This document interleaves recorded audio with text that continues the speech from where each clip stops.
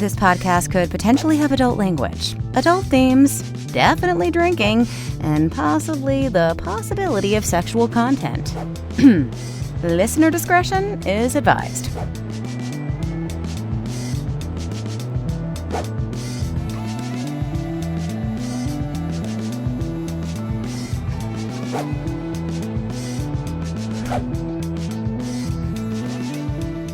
Welcome to Drinking with Authors, the literary briefs edition. If my camera decides it's going to focus, maybe not. It's a wing thing. Okay. I am here today. I have two guests today, which is awesome. And I almost had three, but he had some travel delays. So I have Robert Crane and Teresa Griffin Kennedy. Welcome. Hi, thank you. Yes. Okay. Let's talk about what we're drinking first, and then I get to ask rapid fire questions. And here's the fun part. I'm going to have to remember to bounce between you because one of you is going to get a leg up on the answers. So what am I drinking? Out of my cup, I have what's left of Nixie watermelon mint organically flavored water. It's a crapshoot what that means, but I mixed it with gin. I always think it's funny when they put organic on the label of something like this, because I'm like, you didn't actually put mint, or because it says carbonated water and organic flavors. So it doesn't actually say what it is, but it says watermelon mint. Crapshoot. I had another water that I was drinking that said it had, it's a lemonade. It said it had botanicals that were hand harvested in it. And I'm like, what does that even mean?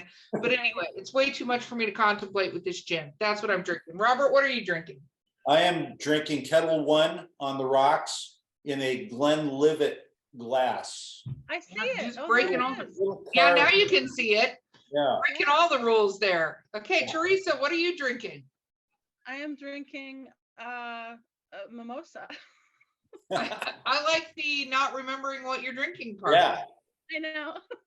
I appreciate that you've had enough that you don't remember what you put in the container. So well done with that. Good job. Good job. Okay. So the first question that is always asked, and I'm going to start with you, Robert. What is your favorite book of all time? Oh my God. May I give you a couple? Yeah, of course you can give me a couple. It's your podcast. You can do whatever you want. All right. I'm going to go nonfiction. I love nonfiction. And I'll go with three authors, if that's okay. Are we going with authors or books? Well, Okay, go with authors. You're just, Robert, you're breaking all the rules here. That's fine. Go ahead, do what you're going to do. Hitch 22. Hitch 22. Christopher Hitchens. Okay. Fabulous. Nonfiction essays, pieces about his life. He was an English writer. He died too early. Just an incredible brain. A former, you'll like this, Teresa, former magazine editor, Terry McDonald, called My Accidental Life. Fabulous. Stories about all the famous and infamous writers that he's worked with over the years and stories about them. And again, all nonfiction. And my third nonfiction, by a mainly fiction writer, John le Carré. John le Carré had a book out a few years before he passed away called The Pigeon Tunnel. The Pigeon Tunnel. And that's all stories about, it's nonfiction. It's all stories about famous people and, again, infamous people that he met over the years as he's doing research for his fiction work. Interesting. Okay. Okay. I like it. Teresa, what about you? Well, I'm going to follow Bob's pattern here, and I'm going to go with three. Okay. For a long time, these are three books of fiction. For a long time, I love nonfiction, but strangely enough, I resonate more with fiction. But for a long time, my favorite book of all time, and I think it really still is my favorite book, my favorite novel, is called Suicide Blonde by Darcy Steinke. She's a New York writer, and I read it for the first time in the 90s and was blown away. It's about a girl named Jessie and her bisexual boyfriend, Del, and living in San Francisco and everything that they go through. And it's very dark, it's very nihilistic, and I just really connected with it. I've read it, gosh, 12 times maybe. It's probably my favorite novel. One of my second favorite novels is by an English author her name is Julie Meyerson. It's called Me and the Fat Man. It's just one of those weird novels with just a small number of characters. It's a girl who works as a waitress in a restaurant, and she goes to a park and she prostitutes herself part-time. And she's got a past that's kind of muddled, and she finds out that her mother abandoned her for about a year in Greece, and it's just this weird novel. And then another favorite novel that I really resonated with in the 90s, mainly for the last 2 pages of it. It's Scott Turow's novel, Presumed Innocent.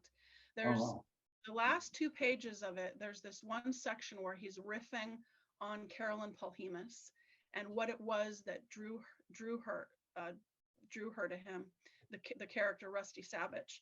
And you read this last page or so, and it's so moving, the compassion that he feels for this woman. And it's just, I would read it and I felt like I was that character, this woman with, filled with secrets and doing her best. And you have to read the last couple pages to kind of figure it out. But it's the only book, it's the only section of a book, if I read it out loud, I'll cry, because it gets me every time. So those are my 3 favorite books. I love that. Okay, Teresa, it's going to be thrown back to you so that we're being fairsies, which is a technical term I just made up on my podcast. And I can do that because it's my podcast. What is your least favorite book of all time? Oh, wow. I looked at 50 Shades of Grey, and I could only read about 3 pages before I just wanted to pull my hair out. Yeah, so that book makes me want to punch babies. It's terrible. She was a fan fiction writer, so she's not really a writer. I mean, I know that sounds elitist, but well, I'll tell you this. I know a lot of fan fiction writers that are great writers. Yes. I think that is not, especially when they have it over time. There's some that are amazing, some that are not. And just like writing about the characters, what she did was grab the coattails of something. I mean, she has $1 bazillion. She grabbed the coattails of something and then got the best marketing campaign ever. Oh, this naughty, naughty book. That book is terribly written. It is horribly written. I don't understand her editor. Like, ugh. Anyway. But I mean, I love books. It's hard for me to say what book I've read that but it's your book choice. You know what I mean? Yeah. Like, me and the Jen are going to explain this well. Just because you don't like it, or it's a book that you don't enjoy, because I've now had like 400 people on my show. Different people have different opinions on books. Yeah. You're allowed to have your opinion on the book. It's not like, well, you say this and then we're going to go destroy all those books. Oh, wait, Florida. It's not quite like that. So it's just a book you don't like. I mean, there's a lot of people that love 50 Shades of Grey. I couldn't even get past page 1. It was so bad. Like, yeah. And that goes with like reading it like an editor. I was just like, oh God, there's so much wrong with this. I'm getting nervous. I have to put this down. But but I have so many favorite books. That's the problem. So many favorite books. But those 3 fiction books are probably my 3 favorites. Okay. Robert, what about a book you did not like? Erica, can I go with disappointing? Yes, we can go with disappointing. What is your most disappointing book? So I hate when people say so, but anyway, like you're the authority now. What I'm about to say, no, I read Sun Also Rises by Hemingway. Loved it. Absolutely loved it. And correct me if I'm wrong, was that his first published book? You guys no idea. I'm not a Hemingway fan. But it caught this is 100 years ago now. and it just caught people's relationships and traveling and Europe, and I just absolutely loved it. Then I started reading other Hemingway books, like the next one, Snows of Kilimanjaro. Yeah. I couldn't get through it. I could not get through it. I was so disappointed. It was so corny, and everything that I loved about Sun Also Rises was gone. And the rhythm of it, the words, I am thoroughly disappointed by Ernest Hemingway. My husband, Don DuPay, can't stand Ernest Hemingway. Yeah, here. Except for Sun Also Rises, which I love. Yeah. And it's interesting because I say something that is wildly unpopular on this show. I can't stand Jane Austen. Yeah. I cannot. Agree. Yeah.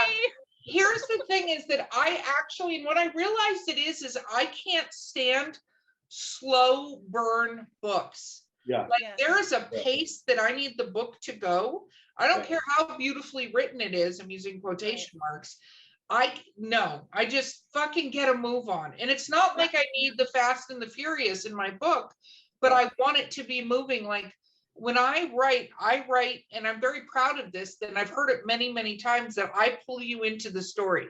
Yeah. Like I want to read stories that I have a hard time putting down, or I fall asleep because I just get so exhausted in the wee hours of the morning reading, by my Kindle's light. So like, I just can't stand slow burn books, and it doesn't matter how great the author might have been. Again, it's a personal preference. I know some people who absolutely love Jane. There's billions of Jane Austen fans in the world. Sure. I've tried to read Jane Austen probably 4 times, and the issue is extreme passive voice is so hard to connect with. Yeah. And it's that formal, dated, extreme passive voice, and it's just like you fall asleep. Yeah. Yeah. And the thing is, we're told that we're supposed to love these writers, and then you read them and you go, what? Yeah. Well, you know what I think would be, not that they do this in school anymore anyway. I don't know that there's a lot of assigned reading because my kids is growing up. They're now in their mid-20s. We're allowed to read whatever the crap sticks they wanted to do a book report on, which led to a book report on Twilight. But I think that if they taught the classics, I'm using my quotation marks, for what they were, like we're going to teach what passive voice really means. Here is Pride and Prejudice, like to get it, because I think that when you go, this is just a great work of fiction. Well, it's a great work of fiction to some people, that doesn't mean it's a great work of fiction to other people. Yeah. And I think that if it was phrased differently, like this is a good story because of this, it changes the narrative on reading that story. Yeah. But it's kind of like a lot of the books, I think probably most of us on this particular call were forced to read. Like the only book I remember reading in school from the required reading list, I'm about to take that back. I liked The Catcher in the Rye. Yes. Yeah. I also liked To Kill a Mockingbird. I love To Kill a Mockingbird. I still have to read that. I still have to read that. That was school reading, my friend, but I think it takes, like, you have to end up really Lord of the Flies. So I take that back, 3 because Lord of the Flies is really interesting because a lot of people talk about it as if they've read the book. Yeah. Where they just have the Cliff Notes version of the book, but it's so actually true so much to this day about what happens in a societal situation. Yes. It's just, anyway. Absolutely. Go on forever with that. Okay. Well, now all those books are burned now anyway, so you can't read them. Yeah, it's true. It's true. I mean, luckily I have copies, but it's true. My favorite book of all time is called Bimbos of the Death Sun. Who wrote that? It's a mystery writer named Sharon McCrum. And this was written a really long time ago. I'm very fortunate that friends keep finding copies in used bookstores. Wow. But it was written, and you could tell she had to have been in this environment before conventions and nerd cons were cool and they were like in the basement of hotels. It's a murder mystery set Wow. at one of these old timey conventions. Oh, Yeah. wow. And having been a nerd my entire life, like I knew these people in this book. It was the first book I ever laughed out loud while reading. Oh, Like, that's great. actually, Yeah. you know, when you have an emotional reaction when you're reading a book, and not just like, it's kind of like watching TV where you're like, that was really funny, versus when you watch it and you're actually laughing. Yeah. If Yeah. you're by Yeah. yourself, you know. So Wow. can never judge a book by its name or cover. Yeah. So let's talk about your favorite book that was turned into a movie or a TV series where you think they did a good job of it. Mm. Teresa. Well, okay. The one book that makes me laugh, I mean, from start to finish, without a doubt, is Fear and Loathing in Las Vegas. Mm. Oh, that was done really well. Oh God, that's the funniest book ever. That's a good one. But you know, there's another book I just recently got. I got a 1929 copy of it, and it was turned into a movie in 1930 with Paulette Goddard. It's called The Ex-Wife. It's by Ursula Parrott, and it is one of the best books I have ever read. It was published in 1929 anonymously because it was a scandal. You read this book, and it's like she's talking about dynamics that are as timeless today as they were in 1929. It's one of the best books, and that also was turned into a film. But yeah, I've read a few books that have been turned. You know, I actually read only part of it, but The Count of Monte Cristo Wow. with Richard Chamberlain. Yeah. I love that film. You know, Yeah. the book is good, but the film is better. Yeah. Okay. Robert, what about you? I'm going to go nonfiction book again. All the President's Men. I just Carl Bernstein and Bob Woodward. I just watched the film directed by Alan Pakula for the 8th time the other night on Amazon, and got a refund from Amazon because it stopped a couple of times during the showing and did the little circle thing. So I got my $3.99 back. But that's the 8th time I've seen the film. Every time I watch this film, I see new things. I read the book when it came out back in the 70s. Again, you know, it's all about the end of the Nixon regime. And the fact that they concentrate, the story is really the two writers. And I love reading about writers. And it's their story. It's how they are, you know, one guy is a new guy at the Washington Post, the other guy is working on Metro or something, and how they know that they are better when they work together. They make each other better, and they interview people and put together this whole scenario about the Watergate break-in and Nixon and his people who were behind it. And yeah, it's just an incredible book. And it's one of those rare moments when a great book is made into a great movie. Very cool. Now the opposite. Where did they do a terrible job translating the book to a movie or a TV show? Oh, wow. Robert, you're up first. Wow.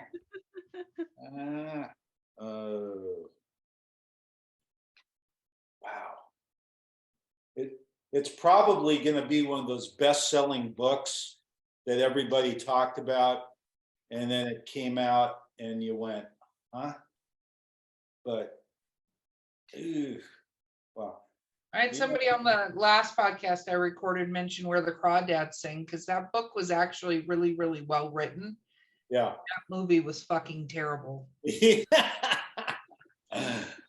You know what it's interesting is that a co-host I used to have said to me that you should treat movies of books like fan fiction. So, because you're never going to get everything that the book encapsulated into the movie. You're just not going to get that. But to me, tends to be kind of a heart to the story, or a part of the story you can tell really, really well. Yeah. And you have to choose what part it is and start it from the right part of the story that you're going to tell. And they did not do that in Where the Crawdads Sing. Yeah. You Okay. know, I've got one. go. I'm going to stay with Carl Bernstein for a second. Okay. His ex-wife, Nora Ephron, wrote a great book, among other great books and screenplays and stuff that she wrote, called Heartburn. Great book. Terrible movie. Jack Nicholson and Meryl Streep. Just didn't work. Wow. Didn't work. Yeah. Okay.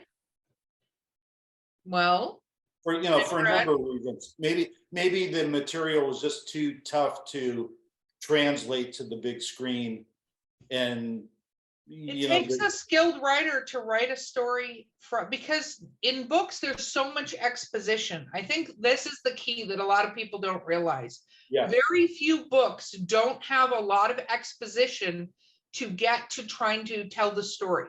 Yeah. They're supposed to have a lot of exposition because that's what gets you to set the scene to whatever, which is not built for film medium or TV. I've written a lot of plays, like, and I've written screenplays and stuff like that. And it's very different taking the contents and trying to show somebody something versus, I think, or tell somebody something, because you have little things where you go, oh, how's your ex-dad today? Your ex-husband today. Well, in the book, there's a whole story that leads to how that's the person's ex-husband. Yeah. And in the TV show, you got to go, how's your ex-husband Rob? Just to get that wrapped up. All the exposition got wrapped up. We know he's an ex-husband. Moving on. Yeah, because there's no time. You got to keep moving. You don't have the time to have that 5-minute story about the ex. So yeah. Agreed. Okay, Teresa. Oh, sorry. I think that probably the worst film made from a book was the film adaptation, which was based on the Susan Orlean book, The Orchid Thief, which I loved and is a hilarious book about John LaRoche, who used to go to the Fakahatchee Strand in Florida and steal the ghost orchids. And it's kind of a, I'm not sure if she wrote it as nonfiction or kind of a novelized book, but it's basically a true story. It's called The Orchid Thief. And they did this film called Adaptation with Nicolas Cage, kind of based on it. And it was horrible. It was dark and stupid. And it just didn't capture the essence of the book by Susan Orlean. It's one of my favorite books. It's called The Orchid Thief. Such a good book. Definitely a terrible a film adaptation. It's called Adaptation. Wow. Got it. Totally Okay. disappointing. I remember watching it and I was like, this is ridiculous, Yeah. So a couple more questions before we end off here. What is your favorite weird food combination? Ooh. I have a lot. Okay, Teresa, let's hear a couple of them. Let's do it. Well, I love garlic mashed potatoes with a big plate of raw vegetables. But I love to eat, I love to make vegetable delight, which is a kind of a vegetarian stir-fry dish, and cover it with blackened cashews. I don't know if that's weird, but I love it. I don't know how weird that is, I think. Okay, Robert, you're gonna have to one up her weirdness, because that wasn't very weird. Yeah, I don't think I can even beat that. I am an onion freak. I love onions. So you'll see me having a hamburger, and most of it is onion with a little piece of meat underneath it. It's ridiculous, but that's actually how I like them too. Yeah. I'll go to once in a while, we'll get a cheeseburger at a restaurant. I always ask for extra onions. And this much onion. Yeah. Yeah. My wife will say, why don't you have a hamburger with that piece of onion you have? It's ridiculous.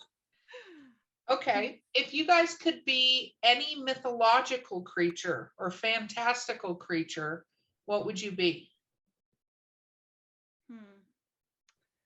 I'd probably be a unicorn.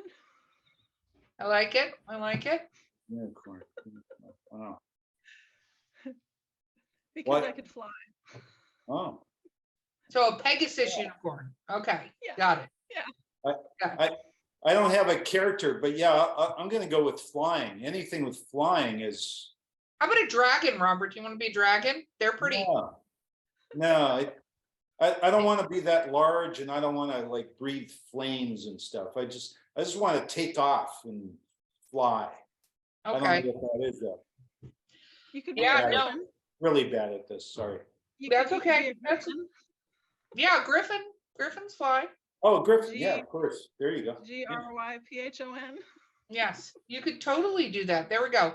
Okay, so final question, then we'll do some shameless self-promotion. If you could go into any literary world, actually, I'm going to ask you two questions. So I want this one and I want one other one from you too. If you could go into any literary universe, where would you want to go? New York.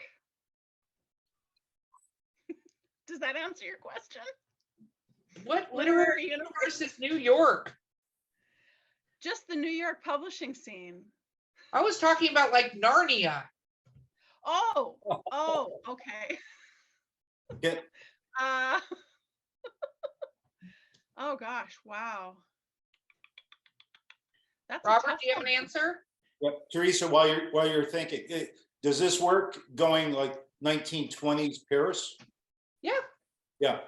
Yeah. I love that. The whole image of sitting outdoor, at the table with your little cup of coffee and talking to John Paul Sartre and, jotting down things and then going back to your room and drinking some more and then writing something and starting it all over the next day. And that whole 20s Paris, sun also rises, that's part of it. That's why I love that. Actually, I've written 3 papers on the expatriate movement. So I second that. If I could go to a place in the universe, a literary place in the universe, it would be 1920s Paris, the expatriate movement, Juna Barnes, F. Scott Fitzgerald, even Ernest Hemingway, etc. Sure. Yeah, definitely. Well, just don't sit at the same table with Robert and Ernest. It'll be fine. It'll be fine. So, okay, then if you guys could have lunch with any author, living or dead, who would you want to have lunch with? Scott Turow. Why? He's amazing. And I sent him an email about 6 years ago. I went online. I thought, I'm just going to Google Scott Turow's email. And I found his email and I sent him an email. And I told him that he could have written this one book a little bit better. It was kind of tongue in cheek, and he responded. Wow. And so we've emailed each other every 2 or 3 years. And I think he just kind of puts up with me. I'm a huge fan. He's super smart. I loved one of his first books. It was called, it was his book about being in law school at Harvard called, what was it? Something L. It's when he was in first a freshman in law school at Harvard, and he's just a writer that I've admired for so long. And those last 2 pages of Presumed Innocent, the only writing that if I read it out loud will reduce me to tears. And some people might read it and think this is a little hokey, it's not that good or whatever, but he's just a writer that I've always really admired, and it would be a thrill to meet him, and he's still alive. Yeah. Very cool. Robert, what about you? I'm gonna go nonfiction again.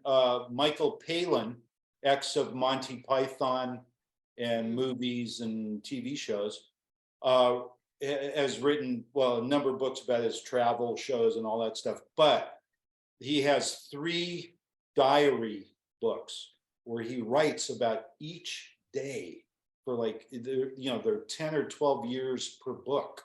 And there's stuff going on. Then there's, with career, there's stuff going on with family. His sister committed suicide, on and on and on and on. And to make each single day, you mentioned, Teresa, writing something down every day.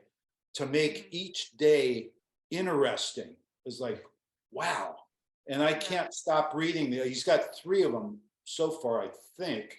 I think he's working on a 4th, another big hunk of time book coming out. But to make each day that interesting is like, wow, that is incredible.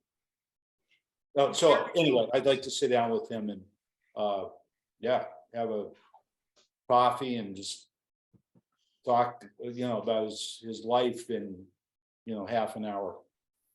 Awesome.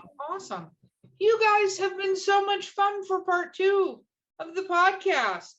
Same here, Erica. You're pretty good at this. Oh, well, thank you. You've That's why only- they paid me the big bucks. You've They only don't, interviewed but they 500 people. I'm drunk most of the time when I'm doing it though, so win-win for me. Just kidding. So let's do shameless self-promotion. Teresa, I'm going to let you start. Where do people find you in your 20,000 Twitter handles? You can find me on Facebook. My Facebook name is Teresa Kennedy Dupay. That's my legal name, but I'm on Twitter, Teresa Griffin Kennedy. I have 2 Instagram pages on Twitter. One's private, one's public. I have a Substack page, Teresa Griffin Kennedy. I have a Medium page, and I'm also on Muckrack. Although I'm not certified, I'm not a verified journalist, but so. Well, you're not verified. No, just kidding. Right. Robert, what about you? I have a Facebook page, which people told me to get 10 years ago to move product. Robert Crane, along with, you'll see, I'm sorry, I got to do this again. You'll see this on the page, so you'll know it's that, the real one. And then Robert David Crane on Amazon. Very cool. And the book that inspired you to be on this podcast? It's got to be this one. Beyond Where the Buses. Beyond Where the Buses Run, Stories. Yeah. Edited by Teresa Griffin Kennedy. Cover photo by Joe Coyle, who could not be with us today. Beautiful photo. Yeah. Loved it. Very, very cool. You guys are amazing. Thank you for being on the podcast with me. Thanks, Erica. Thank you so much. Absolutely.